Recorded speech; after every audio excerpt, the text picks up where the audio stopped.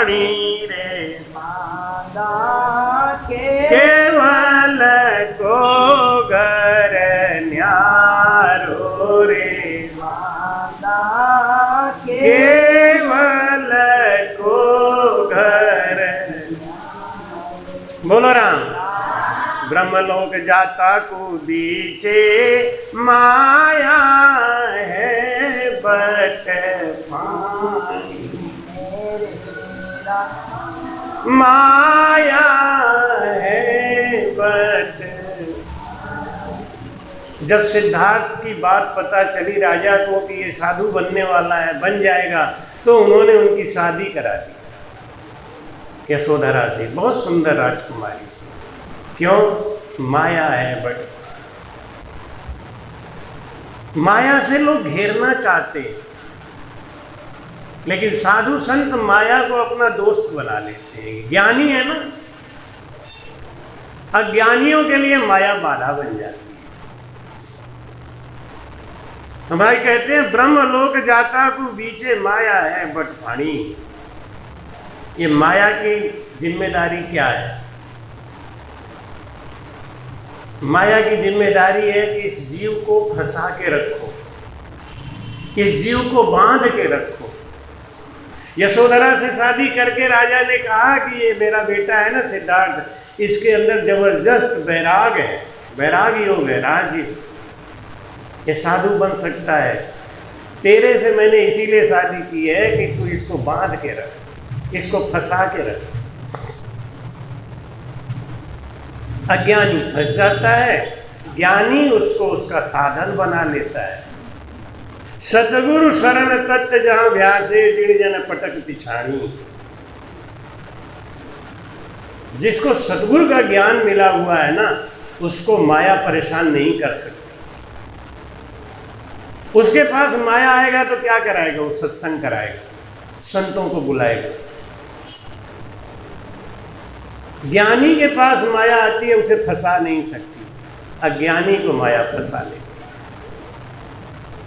ज्ञानी के पास बेटा बेटी नाती पोता होते हैं तो क्या समझता है? सब राम जी का दिया हुआ है। आजकल लोग कहते तो यहां से हैं, ये बेटा किसका है? राम जी का है। लेकिन जरा सा जुकाम हो जाए तब देख लो क्या, तब तो राम जी का नहीं। यहां से कहते हैं लोग, गले से, दिल से कोई नहीं कहते। महाराज कहते हैं ब्रह्मलोक जाता तू बीचे माया है बट पानी। उन अज्ञानियों को माया बांध लेती है। और आज देख लो हमारे समझ से तो 90% साधु लोग भी माया है बट पानी, माया के पीछे भाग, उनको फंसा लिया है माया ने। तो महाराज कहते हैं लेकिन सतगुरु शरण तत्व जहां व्यासे, जिसको तत्व ज्ञान आ गया है वो नहीं फंसता। ये शरीर भी तो माया है ना, शरीर माया है कि नहीं? तो जो तत्व ज्ञानी है वो शरीर की हिफाजत इसलिए करते हैं कि इससे भजन हो जाए।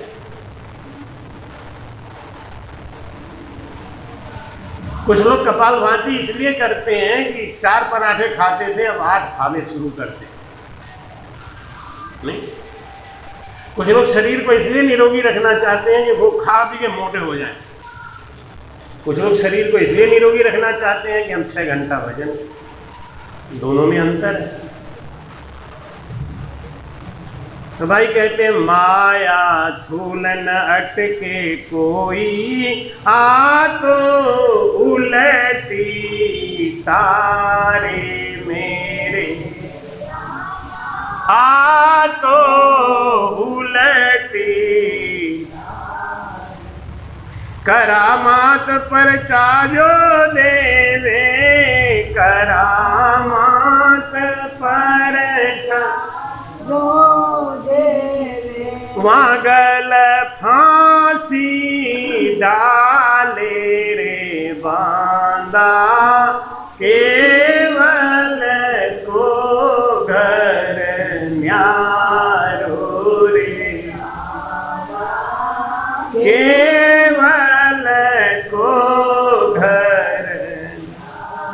माया थूल न अटके कोई, आ तो उलटी तारी। माया सहायक, माया के सहारे ही कहां काशी, कहां ब्यावर, कहां बनारस, कहां ब्यावर नहीं। फट टिकट कटाए, फट गाड़ी में बैठे और ये लोग आ गए। ये माया ही तो है। माया नहीं होती तो यहां कैसे आ जाते हैं? और ये शरीर अगर स्वस्थ नहीं होता तो यहां बैठ के सत्संग कैसे सुना रहे होते? तो महाराज कहते हैं कि माया थूल न अटके कोई, या तो उल्टी तारे। माया को आप इतना बुरा मत समझो, ये मूर्खों के लिए बाधा है।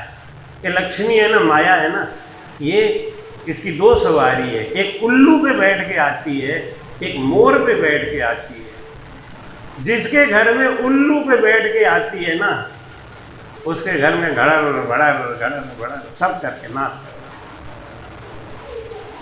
वो क्या करे? जिंदगी में कभी सत्संग नहीं कराए, 1 रुपया भी धर्म के नाम पे खर्च नहीं करे,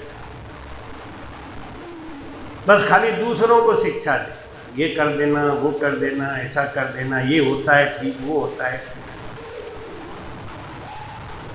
लेकिन जहां मोर पे बैठ के आती है ना लक्ष्मी, वो अपने धन से दूसरों की सहायता करता है। कोई गिरे हुए की मदद करता है, जिसके पास वस्त्र नहीं उनको वस्त्र देता है, जिनके पास अन्न नहीं उनको अन्न देता है। उनके अंदर करुणा दया भरी पड़ी है।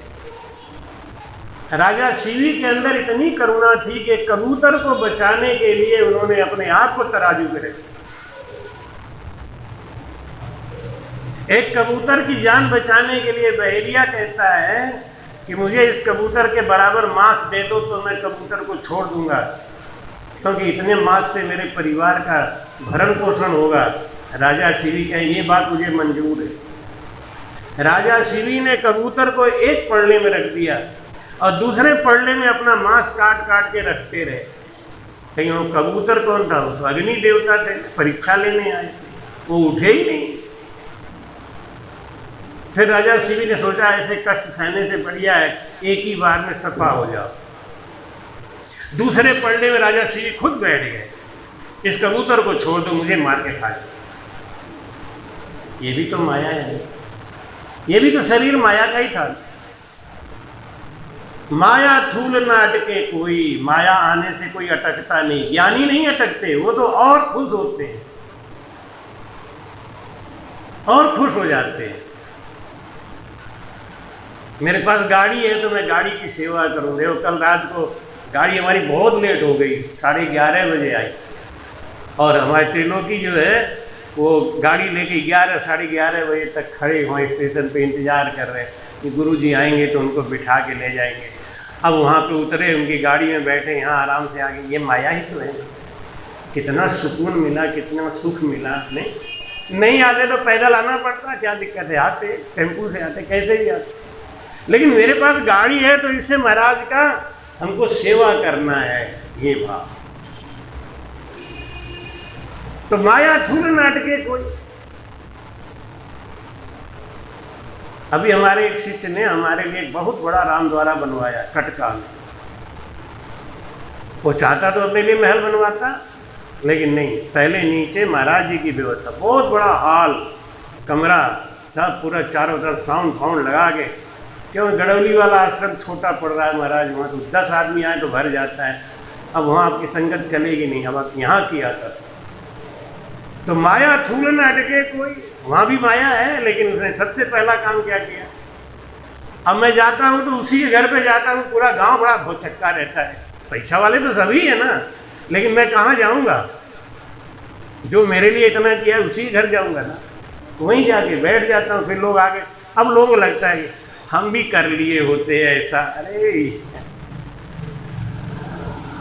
ज्ञानी के पास माया आता है ना तो ऐसा काम करके चला जाता है। देखो उसने रामद्वारा बना दिया, अपने रहने के लिए भी बना लिया, और जिंदगी भर के लिए नाम चालू हो। बाप जी ने कितनी मेहनत करके ये रामद्वारा बनवाया, नहीं?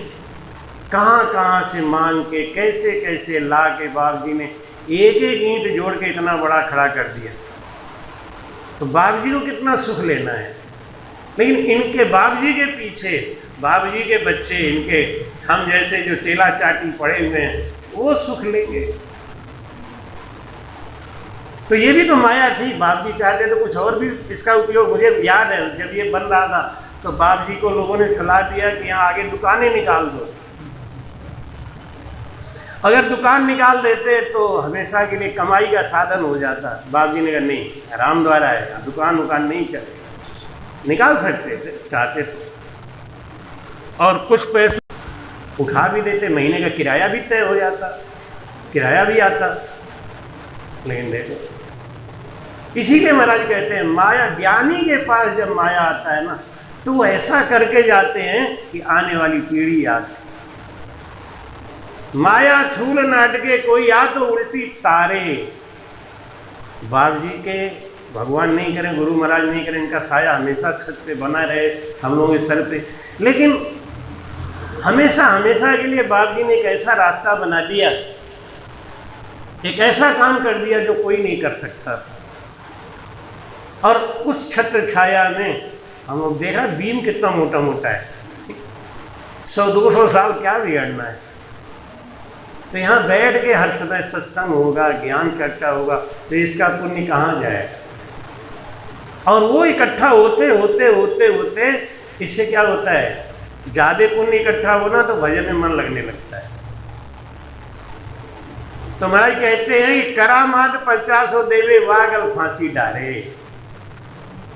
बड़ा बड़ा आश्रम तो बना लिया किस लिए, इनकम करने के लिए। आजकल तो लोग आश्रम भी इनकम करने के लिए बना, खाली पैसा चाहिए। मैं गया था एक बार एक जगह भवन तय करने के लिए, तो बोले 5 लाख रुपया हम लेंगे 5 दिन का।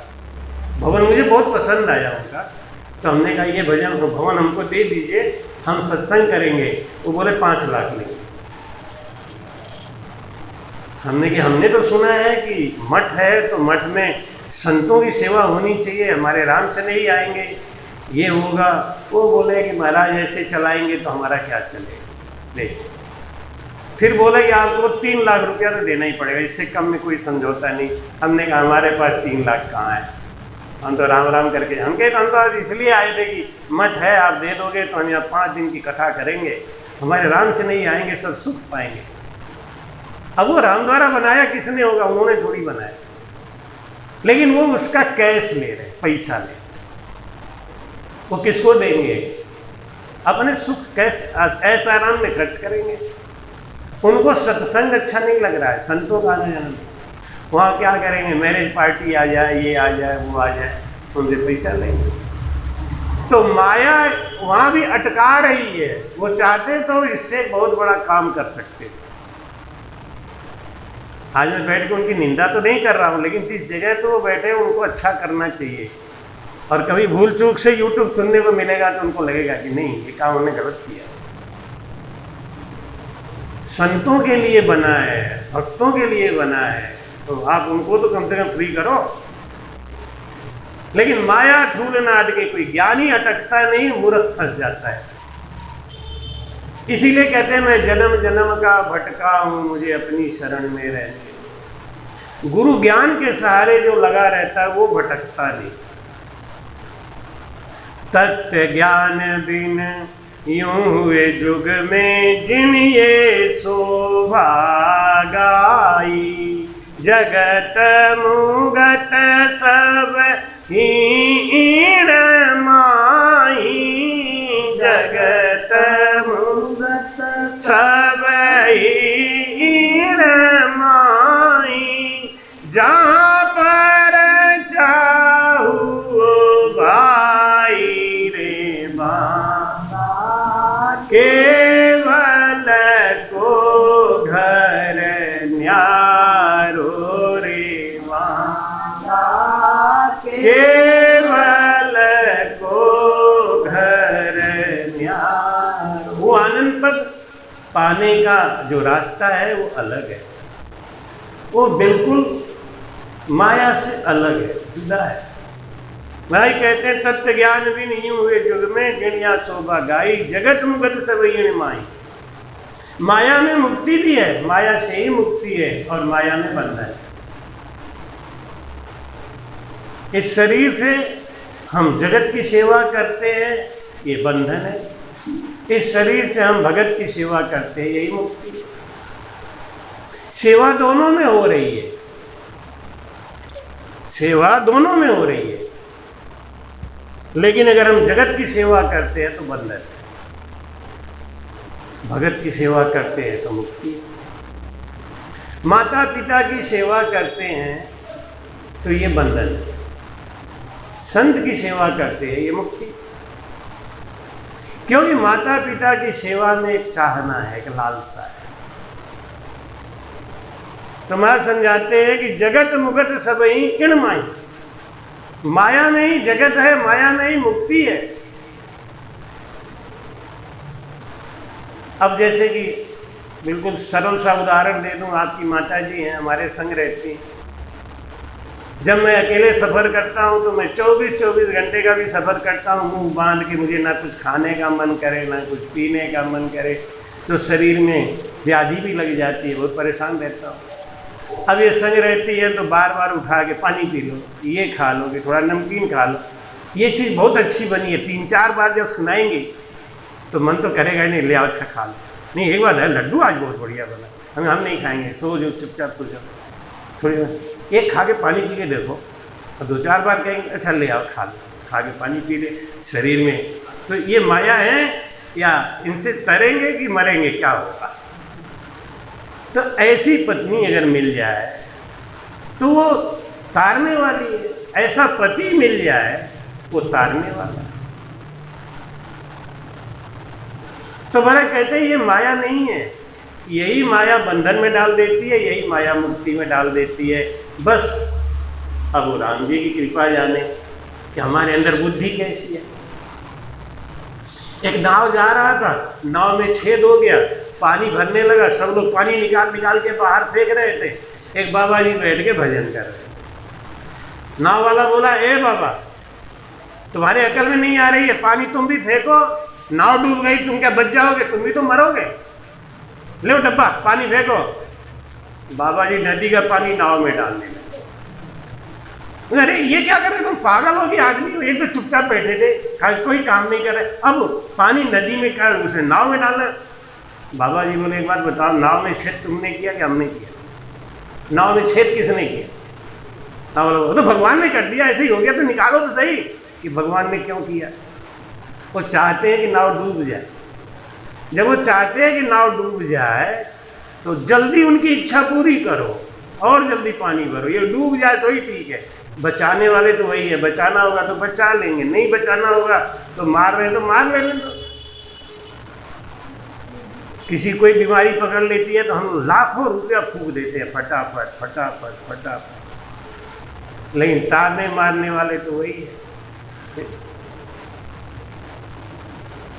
हमारे कसरत में एक चंदाबाई थी जिन्होंने हमको 2 बीघा जमीन दान में दिया, और कसरत आश्रम पे मेरा बहुत बड़ा रामद्वारा बना, उसकी वजह से हमारी मर्यादा भी है। तो कहते कीर्ति गुणी नहीं होना चाहिए। उनका 20 दिन से तबीयत बहुत खराब था। यहाँ पूजा भाई आई थी ना, आप लोग जानते हो, उनकी मम्मी, उनका कल शरीर छूट गया। तो आज 5 मिनट थोड़ा उनके लिए भजन भी कराएंगे। कल उनका शरीर छूट गया। तो देखो, लेकिन जाते जाते उन्होंने इतना बड़ा काम कर दिया कि हमारे राम सनेहियों के लिए एक रामद्वारा दे दी। जगह नहीं देती तो रामद्वारा कहाँ बनता, तो उनके ऋणी तो है ही है। तो महाराज कहते हैं कि खोटा खरा सकल जग जाने, तत् पंथ पायो नाही मेरे, पंथ पायो तत् तो झीण झीण सुई झीणो, तत् झीण झीण सुई झीणा, माया बड़ी कहाई रे बा, केवल को घर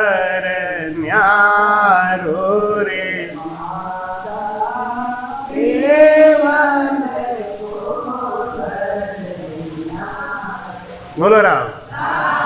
खोटा खरा सकल जग जाने, ये संसार है ना, प्रत्यक्ष की पूजा करता है, बात भी सही है। अब भजन का अनुभव, इतना झीणा अनुभव कौन करे? लोग सामने का देखते हैं। कभी कभी आपकी माता जी हमसे कह देती हैं, अरे बेटा बेटी ठीक रहे, घर में धन रहे, तभी तो सब ठीक है, नहीं तो भजन ही करता रहे और ये सब कुछ बिगड़ जाए तो क्या फायदा है। माया कहीं कहीं लुभाती भी है, ये भी जरूरी है। लेकिन महाराज कहते हैं कि जो मेरा भजन करता है उसके योग की मैं रक्षा करता हूं। योगक्षेमम वहाम्यम, जो मेरा भजन करता है उसके भजन के साधनों की मैं रक्षा करता हूं। आपके रक्षा करने से कुछ नहीं होगा, हम आप केवल चिंता करते रहते हैं। हमारे आपकी चिंता करने से रक्षा नहीं होगी, हमारे आपके समर्पण से रक्षा होगी। हमारी कहते हैं कि कहे सुख राम तत् जहां पायो, वे पर चार नहीं माने मेरे राम, वो पर चार नहीं माने। उलटर नाव चढ़े गण ऊपर, उलटर नाव चढ़े गण ऊपर, तत्व समान बखाने रे बाबा, केवल को घर न्यारो रे बाबा, केवल को घर न्यारो। कह सुख राम तत्व जहां पायो, वो परचा नहीं मांगे। जिनको भजन का सुख मिल गया है, जिनको इस माया का सत्य पता चल गया है, वो इस संसार में निश्चिंत रहते, वो पर्चा नहीं मानते। अगर आपको मैं हाथ दे के बता दूं कि कल आप लखपति बनने वाले हैं, तो रात भर नींद आएगी? आएगी? नहीं आएगी। कब सवेरा हो मैं लखपति बनूं? और अगर मैं कह दूं कि कल सवेरे आपकी साइकिल टूट जाएगी, तो रात भर नींद आएगी? नहीं आएगी। दोनों स्थिति खराब। इसलिए इन चक्करों में ना पड़ के आदमी को अपने भजन में लगना चाहिए। भाई कहते हैं कह सुखराम सत्य जहां पायो, वो परचा नहीं मान। क्यों? ये परचा दिखा दिखा के अपने को ब्रह्म स्वरूप बना दिया। पर्चा कहां से आता है? देवलोक से। देवलोक से क्यों आता है? इस जीव को फंसाने के लिए, रोकने के लिए, बाधा। और जो उसमें फंस गया बस वो अटक गया। और जो इस सत्य को समझ गया, ये पर्चा से क्या होने वाला है, पर्चा से क्या होने वाला है। संत की सेवा विष्णु भगवान जब कर रहे थे तो विष्णु भगवान से उन्होंने कहा कि आप कौन हो, मुझे अपना असली रूप बताओ, आपकी सेवा से मेरा तन बड़ा प्रफुल्लित रहता है। उन्होंने चतुर्भुज रूप दिखा दिया। बोले आप मेरी सेवा कर रहे हो, आप तो चाहो मेरा कष्ट तुरंत हरण कर दो। भगवान बोले हरण तो अभी कर दूंगा, लेकिन खत्म नहीं करूंगा, अगले जन्म में फिर भोगना पड़े। और उस जन्म में मैं तुम्हारी सेवा नहीं कर रहा हूं। सोचो, वो स्थिति अच्छी है कि ये वाली, कि महाराज यही वाली ठीक है। दुख दे भगवान, लेकिन अपने शरण में लगा के रखो। सुख दुख ताव बहुत देव साईं, भावे देह धर कूटो मेरे राम, भावे देह धर सतगुरु शरण नाम नहीं छोड़ू, सतगुरु शरण नाम नहीं छोड़ू। जे तीन लोक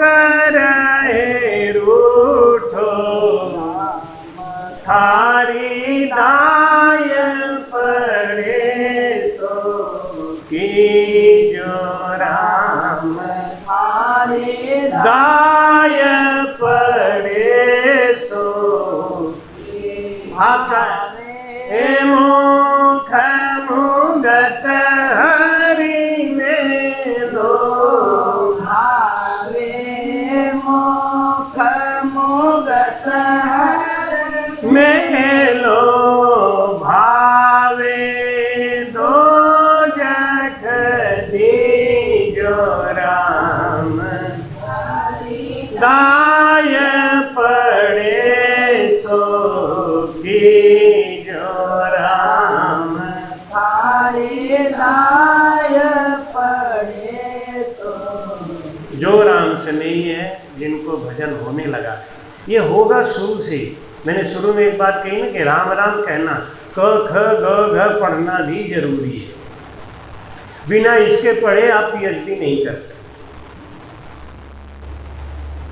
जैसे आप किसी स्कूल में जाते हैं, अभी बनारस में एक स्कूल है, तो वहां पे आप चाहे कहीं से भी पढ़ के आओ, एडमिशन लेंगे कक्षा 5 में, चाहे आप 8 पास करके आओ, चाहे 9 पास करके आओ, लेकिन स्कूल बहुत रेपुटेड है, बहुत नाम वाला है, तो वहाँ 5 में एडमिशन लेंगे। तो लोग 9 पास करके भी आते हैं, 5 में एडमिशन ले लेते हैं। क्यों ले लेते हैं? क्योंकि उनको आगे बढ़ना है। तो जब वो 5 में आगे बैठते हैं ना, तो चूंकि 9 तक पढ़े हुए हैं, इसलिए उनको फट फट आ जाता है। तो जो पिछले जन्म की कमाई जिनकी है, वो जब कंठ स्थान पे भजन शुरू करते हैं तो उनकी फट कमाई जाती है। लेकिन टाइम तो उतना ही देना पड़ेगा। कक्षा 5 पास करना ही पड़ेगा, 6 पास करना ही पड़ेगा, 8 पास करना ही पड़ेगा, फिर आप रूटीन पकड़ जाएंगे। इसलिए महाराज कहते हैं कि ये करामात करतूत सिधाई, इनमें अपना मत मन लगाओ, बस लगाओ अपने सुमिरन में। और एक चीज और, भजन करते करते करते करते जब हम बिल्कुल ही निर्मल हो जाएंगे ना, तो इसी तन में रहते हुए हमारा चित्त मन बुद्धि और अहंकार सब नष्ट हो जाएगा। और जब वो नष्ट हो गया, जैसे जिसका ब्रेन पावर 0 हो गया, वो पागल कहलाता है, फिर उसको कोई एहसास नहीं रहता। ऐसे ही इस भजन में जब हम गर्क हो जाते हैं तो हमारा कोई एहसास नहीं रह जाता। फिर मुझे किसी चीज से ना लगाव है ना बैर है। वो स्थिति आने तक राम राम कहना ही पड़ेगा। सदगुरु सुखराम जी महाराज ने 5 दिन की संगत का मौका मिला है। राधाबाई के घर पे एक पुत्र रत्न की प्राप्ति हुई है, और कन्हैया जी का पिछला प्रेम याद रहता ही है हमेशा। कीर्ति गुणी किसी का नहीं होना चाहिए। और मैं तो बाप जी की इसी बात को मानता हूँ। बाप जी कहते हैं, कामी तिरे क्रोधी तिरे लोभी तिरे अनंत, आन उपासी कीर्ति गुणी तिरे न राम कहंत। कन्हैया बहुत ही प्रेम करते थे। सदगुरु स्वामी कुशालदास जी महाराज जी की जब यहाँ बरसी होती थी, हर बार तन मन धन से खड़े रहते थे पीछे। और मेरा भी लगाव है परिवार के संग। तो जब उन्होंने राधाबाई ने कहा कि आपको आना ही है और आपको सत्संग करना ही है, कृपया चैनल को सब्सक्राइब करना ना भूलें। राम राम।